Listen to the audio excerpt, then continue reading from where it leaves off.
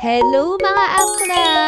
For today's video, kasama ko ulit si Eka and Leia and andito tayo ngayon sa Bake Bee SM Aura para sa pre-birthday celebration ni Leia. Ito nga pala in-order namin yung paint a cake. Caramel cake lang yung available that time kaya $6.99 lang yung binayaran namin and then you can choose your own palette, the abstract or pastel. And ito na nga, nagsusot na kami ng aming apron before we start. Meron din silang promo for the birthday celebrant for that month, which is a free companion.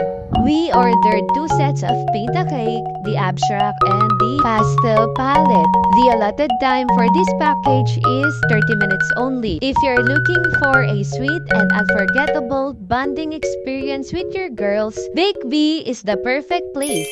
You don't just eat a cake, you bake it, you design it, and you paint it just like a true artist. Whether you're a total newbie or a secret pastry queen, this place makes it fun and easy for everyone. Wow! And kitang-kita naman for the enjoy and the happiness sa mga akla. Iba rin talaga yung feeling kapag ikaw yung mismo nagde-design ng cake.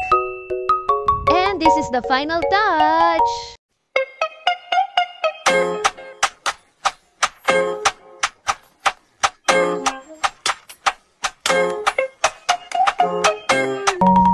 Ito nga, pinabaks na namin yung cake and for the aura, picture and video na ulit ang mga akla. Kaya sa mga gusto mag-girls just wanna have fun, try nyo na rin dito sa Bake Bee. After namin mag-picture and video, lumabas na kami para maghanap ng inumin and ito nga yung nahanap namin, Nanyang. Wow! Nag-decide din kami na tikman na itong cake na pinaint namin. And ito na nga binubuksan na ni Eka and Leia.